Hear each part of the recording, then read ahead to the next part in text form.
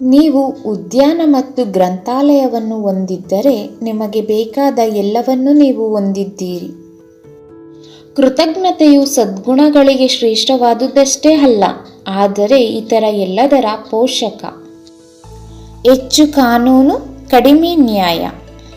ಸ್ನೇಹವು ಸಂತೋಷವನ್ನು ಸುಧಾರಿಸುತ್ತದೆ ಮತ್ತು ದುಃಖವನ್ನು ಕಡಿಮೆ ಮಾಡುತ್ತದೆ. ನಮ್ಮ ಸಂತೋಷವನ್ನು ದ್ವಿಗುಣಗೊಳಿಸುತ್ತದೆ ಮತ್ತು ನಮ್ಮ ದುಃಖವನ್ನು ವಿಭಜಿಸುತ್ತದೆ. ನಾವು ಎಷ್ಟು ಉನ್ನತ ಸ್ಥಾನದಲ್ಲಿರುತ್ತೇವೆಯೋ ಅಷ್ಟು ನಮ್ರತೆಯಿಂದ ನಾವು ನಡೆಯಬೇಕು. ಧೈರ್ಯಶಾಲಿಗಳಾಗಿ ಜೀವಿಸಿ ಮತ್ತು ಅದೃಷ್ಟವು ಪ್ರತಿಕೂಲವಾಗಿದ್ದರೆ ಧೈರ್ಯಶಾಲಿ ಹೃದಯಗಳೊಂದಿಗೆ ಅದರ ಹೊಡೆತಗಳನ್ನು ಎದುರಿಸಿ. ಮೌನವು ಸಂಭಾಷಣೆಯ ಶ್ರೇಷ್ಠ ಕಲೆಗಳಲ್ಲಿ ಒಂದಾಗಿದೆ. ಬದುಕುವುದು ಎಂದರೆ ಯೋಚಿಸುವುದು. ದೇಹಕ್ಕೆ ಆಹಾರದಷ್ಟೇ ಮನಸ್ಸಿಗೆ ಸಂಸ್ಕಾರ ಅಗತ್ಯ.